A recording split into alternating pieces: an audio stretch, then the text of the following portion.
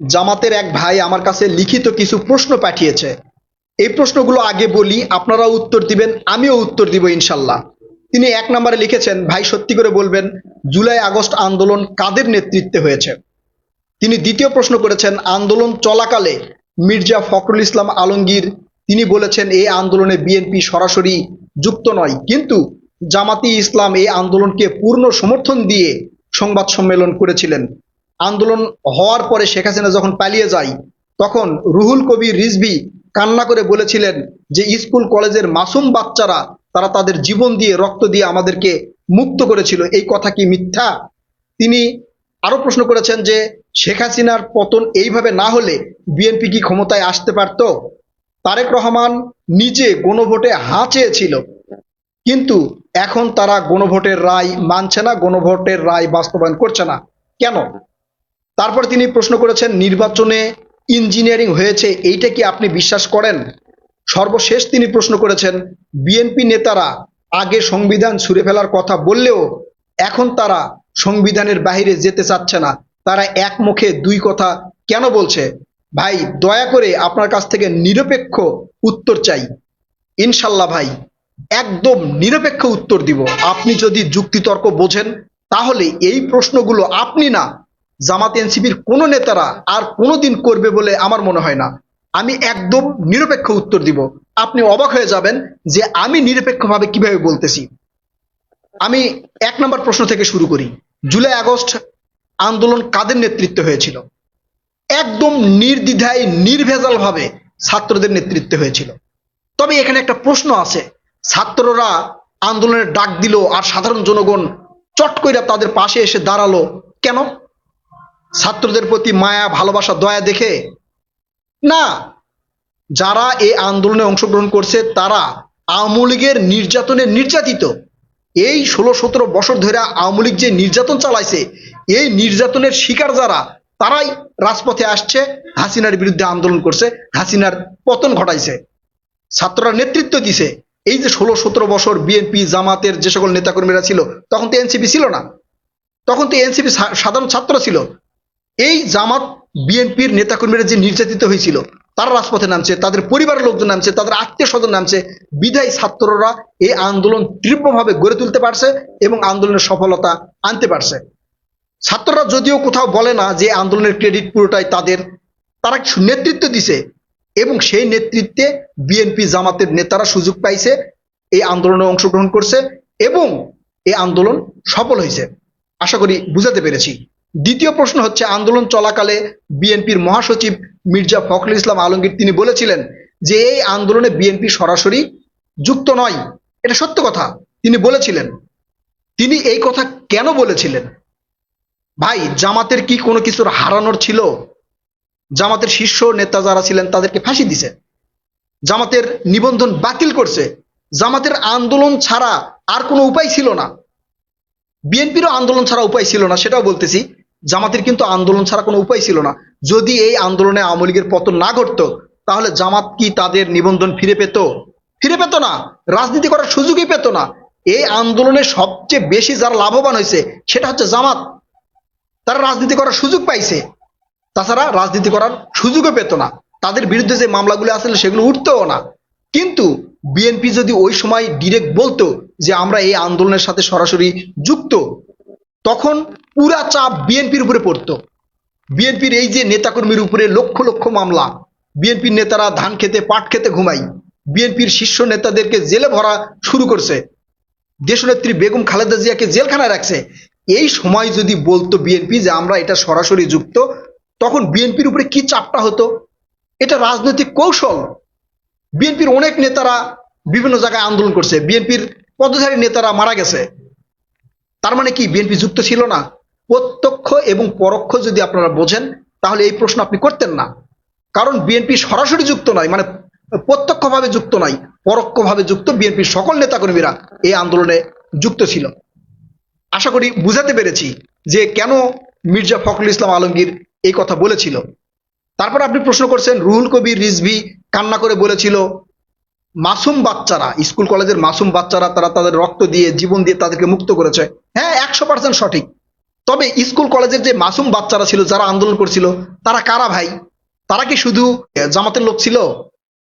জামাতের লোক ছিল না, বিএনপির লোক ছিল। এটাও একটা কৌশল যে পুরো জাতিকেই এখানে প্রেজেন্ট করছে এই রুহুল কবির রিজভী প্রেজেন্ট করছে। তিনি যদি বলতো যে বিএনপির মাসুম বাচ্চারা এই আন্দোলন করছে তাহলে এটা ভুল হতো, কারণ এই আন্দোলন শুধু বিএনপি করে নাই, সবাই মিলে করছে। এই যে জামাতের লোকজন যেমন রাজনৈতিক কৌশল অবলম্বন কইরা এই ছাত্রলীগের মধ্যে গুপ্ত ছিল, তারা সুযোগ পাইছে আন্দোলন করছে। বিএনপিও ঠিক তাই করছে।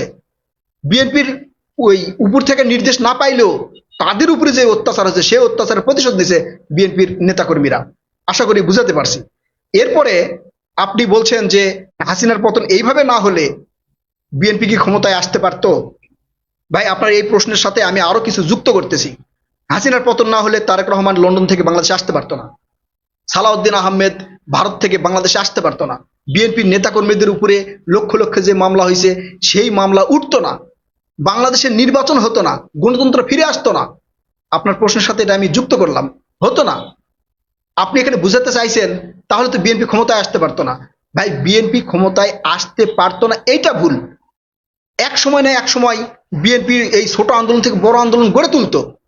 বাংলাদেশের ইতিহাসে যখন ছাত্র জনতা এরশাদের সময় আন্দোলন করে নাই তখন এরশাদের পতন ঘটে নাই। শেখ মুজিবুর রহমান যখন বাকশাল তৈরি করলো তখন এই ছাত্র জনতা আন্দোলন করে নাই, শেখ মুজিবুর পতন ঘটে নাই। ঠিক এইভাবেই ঘটতো, এইভাবেই পতন ঘটতো। এখানে এককভাবে ক্রেডিট নেওয়ার সুযোগ নাই। এখন সেই বেগম খালেদা জিয়ার বাড়ির সামনে থেকে ট্রাক সরাতে পারে নাই এই কথা বললেন না, কারণ ট্রাক সরাতে পারে না বিদায় ছাত্রদের ডাকে সবাই একত্রিত হয়েছে, বিএনপির নেতাকর্মীরা ঝাঁপে পড়ছে যাতে ট্রাক সরাতে পারে, এবং সেটাতে সফল হয়েছে, ট্রাক সরাইছে। তারেক রহমান বিদেশ থেকে বাংলাদেশে আসছে, গণতন্ত্র ফিরে আসছে, নির্বাচন হয়েছে, বিএনপি সরকার গঠন করছে। ভবিষ্যতে যদি সাধারণ জনগণ চাই জামাত সরকার গঠন করবে, এনসিপি গঠন করবে, গণ অধিকার পরিষদ গঠন করতে পারে, পারে তো। এগুলো সরাতে পারে না দেখাই তো ছাত্রদের ডাকে তার রাজপথে নামছে সরানোর জন্য, এমনি এমনি তো নামে নাই। আশা করি এইটাও আপনি বুঝতে পেরেছেন। আপনি 7 নম্বরে প্রশ্ন করছেন নির্বাচনে ইঞ্জিনিয়ারিং হয়েছে, এটা কি আপনি বিশ্বাস করেন? এটার দুইটা দিক আছে। যদি নির্বাচনে ইঞ্জিনিয়ারিং হয়েছে এটা আমি বিশ্বাস করি, তাহলে এই ইঞ্জিনিয়ারিং এ জামাত, এনসিপি, বিএনপি থেকে শুরু করে অনেকগুলো রাজনৈতিক দল যুক্ত ছিল। আপনি বলবেন কেন অন্যান্য রাজনৈতিক দল যুক্ত ছিল কেন? আমি প্রথমটা আগে বলে নেই, ভুল বুঝবেন না, দ্বিতীয়টা শুনবেন তারপরে আপনারা মতামত দিবেন। দেখেন, নির্বাচনের বিজয়ী হওয়ার ক্যাটাগরি দেখেন, জামাতের আমির, জামাতের সেক্রেটারি, এনসিপির আহ্বায়ক, এনসিপির যেগুলো মানে সামনের সারির নেতারা তারা বেশিরভাগই জয়ী হয়েছে। জামাতের যেগুলো আলোচিত বা প্রধান তারা জয়ী হয়েছে। বিএনপির সিনিয়র নেতৃত্ব যারা ছিল তারাই জয়ী হয়েছে। কেন? মানে এমনটা তো ঘটতে পারতো যে তারেক রহমান 2টি আসনে দাঁড়াইছে, একটাতে তিনি ফেল করছে, যদি এইটা হতো, অথবা জামাতের আমির ফেল করছে, জামাতের অন্য যারা সদস্য ছিল তারা জয়ী হয়েছে, নাহিদ ইসলাম ফেল করে আরেকজন জয়ী হয়েছে, যদি এইরকম হতো তাহলে নির্বাচনে ইঞ্জিনিয়ারিং হয়েছে বলে আমি মনে করতাম না। আর যদি ইঞ্জিনিয়ারিং হয়েও থাকে তাহলে সবাই মিলে ইঞ্জিনিয়ারিং করে তারা নিজেদের স্বার্থ হাসিল করে এখন এমপি হয়েছে। আর যদি মনে করেন যে এই ইঞ্জিনিয়ারিং এর সাথে জামাত জড়িত না, তাহলে নির্বাচনে কোনো ইঞ্জিনিয়ারিং হয় নাই, তাহলে নির্বাচনে ইঞ্জিনিয়ারিং হয় নাই। বুঝতে পারছি? যদি আপনি মনে করেন যে জামাত এনসিপি যুক্ত না ইঞ্জিনিয়ারিং এ, তাহলে কিন্তু নির্বাচনে ইঞ্জিনিয়ারিং হয় নাই। আর যদি বলেন যে সবাই যুক্ত আছে, তাহলে ইঞ্জিনিয়ারিং হয়েছে, নির্বাচনে ইঞ্জিনিয়ারিং হয়েছে, তারাই পরিকল্পনা করে এইভাবে নির্বাচন করছে। বুঝতে পারছি? সবাই যদি যুক্ত থাকে তাহলে ইঞ্জিনিয়ারিং হয়েছে, আর সবাই যদি যুক্ত না থাকে তাহলে ইঞ্জিনিয়ারিং হয় নাই। একবারে ক্লিয়ার কাট কথা। এবং আপনারা অনেকেই বলবেন যে এই যে নির্বাচনের ফলাফল প্রকাশের সময় হঠাৎ করে ফলাফল বন্ধ হয়ে গেল, হঠাৎ করে ফলাফল প্রকাশ করা বন্ধ হয় নাই, এটা আপনারা মিথ্যা দাবি করছেন। আপনারা আমার ফেসবুকে গিয়ে দেখেন, আমার ফেসবুক পেজে গিয়ে দেখেন, আমি আপডেট দিতেই ছিলাম। প্রথম দিকে জামাতের যেগুলো মানে জনপ্রিয় আসন সেগুলোর নিউজ আসতেছিল, তখন সেখানে দেখা যাচ্ছিল যে জামাত বেশি আসন পাইছে। পরবর্তীতে বিএনপির জনপ্রিয় জায়গাগুলোতে বিএনপি নেতারা জয়ী হওয়া শুরু করলো, বন্ধ হয় নাই। হয়তো কিছুক্ষণ সময় কোনো এক জেলায় বা কোনো এক রিটার্নিং অফিসারের কার্যালয়ে কিছুক্ষণ বন্ধ থাকতে পারে, এটা হয়তো আপনারা দেখতে পারেন, কিন্তু আমি মানে প্রতিনিয়ত নিউজ পাচ্ছিলাম, আমার ফেসবুকে দিছি, আপনি দেখেন। আমি যদি নিউজ না পাইতাম তাহলে দিলাম কিভাবে, সেটা দেখেন আপনারা। আপনি সর্বশেষ প্রশ্ন করছেন বিএনপির নেতারা সংবিধান ছুঁড়ে ফেলার কথা বললেও এখন তারা পাল্টি খেয়ে নির্বাচন সংবিধান ছুঁড়ে ফেলছে না। এমনকি বিএনপির শীর্ষ জনপ্রিয় নেত্রী, আপসীন নেত্রী বেগম খালেদা জিয়া তিনিও বলছিলেন সংবিধান ছুঁড়ে ফেলার কথা। দেখেন, যদি আপনি রাজনীতি বোঝেন, আপনি যদি রাজনীতি বোঝেন তাহলে এই বিষয় নিয়ে আপনি কথা বলবেন না। দেখেন, সংবিধান যদি ছুঁড়ে ফেলা হয়, জুলাই সনদ যদি বাস্তবায়ন করা হয় তাহলে কি হবে? জুলাই সনদ যদি বাস্তবায়ন করা হয় তাহলে সংসদের নিম্নকক্ষ এবং উচ্চকক্ষ গঠন হবে। উচ্চকক্ষ গঠন হলে কি হবে? সেখানে আরো 100 জন এমপি দিতে পারবে রাজনৈতিক দলগুলো। ভোটের অনুপাতেও যদি দেয় তাহলে বিএনপিরই সেখানে এমপি বেশি থাকবে। যদি আসন পাওয়ার অনুপাতে দেয় তাহলে সেখানে বিএনপিরই এমপি বেশি থাকবে। নিম্নকক্ষে একটা আইন পাশ হলো, উচ্চকক্ষে গিয়ে বিএনপির এমপিরা কি সেটা বিরোধিতা করবে? বিএনপির তো সংখ্যাগরিষ্ঠতা বেশি থাকবে, তারা বলবে যে হ্যাঁ এটা পাশ করেন। তাহলে তো একই ধারায় নিচেও পাশ হবে, উপরেও পাশ হবে। মাঝখান থেকে এই 100 জন এমপির জন্য বাড়ি গাড়ি, বেতন ভাতা, ওই বডিগার্ড মডিগার্ড সব দিতে হবে। এই টাকাগুলো রাষ্ট্রের চলে যাবে, এই টাকাগুলো রাষ্ট্রের যাবে, জনগণের যাবে, আপনার যাবে, আমার যাবে, আমাদের পকেট থেকে যাবে, আমাদের ট্যাক্সের টাকা যাবে। এতে লাভ কি হবে ভাই? বলেন, এতে লাভ কি হবে? আর এই যে সংবিধানের কথা বলছেন, দেখেন, ক্ষমতায় যেই রাজনৈতিক দলই যাক, তারা চাইবে না যে তাদের ক্ষমতা কুক্ষিগত হোক, ক্ষমতার আয়তন কমে আসুক। কেউ চাইবে না। বিএনপি কি কখনো চাইবে, তারেক রহমান কি কখনো চাইবে যে প্রধানমন্ত্রী 10 বছরের বেশি থাকবে না? কারণ তারেক রহমানের যে বয়স, তারেক রহমান চাইবে যে এইবার যদি প্রধানমন্ত্রী না হতে পারি বা সামনের বারে যদি না হতে পারি পরবারে হবো, পরবার না হতে পারলে তারপর বারে হবো, এইভাবে পালাক্রমে বাড়বে। কিন্তু যখন মেয়াদ করে দিবে তখন তারেক রহমান তো আর 10 বছরের বেশি থাকতে পারবে না। বুঝতে পারছি? এটা কোনো রাজনৈতিক দলই করবে না ভাই। আপনি যদি নিরপেক্ষ ভাবে চিন্তা ভাবনা করেন, কোনো রাজনৈতিক দলই করবে না। সংবিধান এমন ভাবে করবে না যে ক্ষমতাসীন যারা আছে তাদের ক্ষমতা কমে আসে, ক্ষমতার আয়তন কমে আসে। এটা কখনোই করবে না। আশা করি নিরপেক্ষভাবে আপনাকে বুঝাতে পেরেছি। আমি কোনো দলের পক্ষপাতিত্ব নিয়ে কথা বললাম না। সবার ক্রেডিট আছে, সকল রাজনৈতিক দলেরই ক্রেডিট আছে এই আন্দোলনে। তবে আপনি যেটা মনে করতেছেন যে বিএনপি ক্ষমতায় আসে এগুলো করতেছে না, না, এর জায়গায় জামাত আসলেও করতো না, করতো না ভাই। আপনি নিশ্চিত থাকেন, করতো না। কারণ ওই যে বললাম, ক্ষমতা কমে যাক, ক্ষমতা কুক্ষিগত হোক, ক্ষমতার পরিধি কমে আসুক, সেটা কেউ চাইবে না। এছাড়াও আপনারা বলবেন এই যে গুম অধ্যাদেশ বাতিল করলো, তারপরে বিচার বিভাগের এক্সট্রা সচিবালয় গঠন করার কথা সেটা বাতিল করলো। ভাই, এইটা হচ্ছে রাজনৈতিক দলের, মানে ওরা কিভাবে করবে, কিভাবে করলে তাদের ভালো হবে, এটা যে যারা ক্ষমতায় থাকবে তারা করবেই, করবেই। যদি বিএনপি ক্ষমতায় না আসতে পারতো, জামাত যদি ক্ষমতায় আসতো, তখন জামাত যদি করতো, বিএনপি কিন্তু সেটা বাধা দিত না, বাধা দিত না। এখন বিএনপি ক্ষমতায় আছে, বিএনপি এটা করতে চাইবে না, কোনো রাজনৈতিক দলই চাইবে না।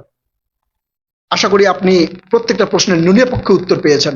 আমি নিরপেক্ষভাবে কথা বলার চেষ্টা করি, তবে বিএনপির পক্ষে একটু বেশি বলি। কারণ হচ্ছে এই যে ভাঙ্গাচুরা অর্থনীতি, দুর্বল প্রশাসন নিয়ে বিএনপি ক্ষমতায় আসছে। বিএনপির এখনই সমালোচনা করার মতো কোনো জায়গা তৈরি হয় নাই। এখন যদি আপনি সমালোচনা করেন, আমরা যদি সবাই সমালোচনা করি, তাহলে বিএনপি সরকার তো সামনের দিকে যেতে পারবে না। তারেক রহমান এখন পর্যন্ত যেই পজিশনে আছে, যেই কাজগুলো করতেছে, আলহামদুলিল্লাহ পড়েন সবাই, সবাই আলহামদুলিল্লাহ পড়েন। অতীতে কোনো সরকার এত দ্রুত অগ্রসর হতে পারেনি তারেক রহমান যত দ্রুত অগ্রসর হয়েছে। এটা আমরা যারা সমালোচনা করি তারা সবাই বলতে বাধ্য হবে। আশা করি বুঝাতে পেরেছি। এই জামাতের এই ভাইয়ের এই প্রশ্নগুলোর প্রেক্ষিতে আপনাদের উত্তর কি হতে পারে? আপনারা আপনাদের মূল্যবান মতামত, মূল্যবান উত্তর জানাবেন। কথা হবে নতুন কোনো ভিডিওতে। ততক্ষণ পর্যন্ত ভালো থাকবেন ইনশাআল্লাহ। আল্লাহ হাফেজ।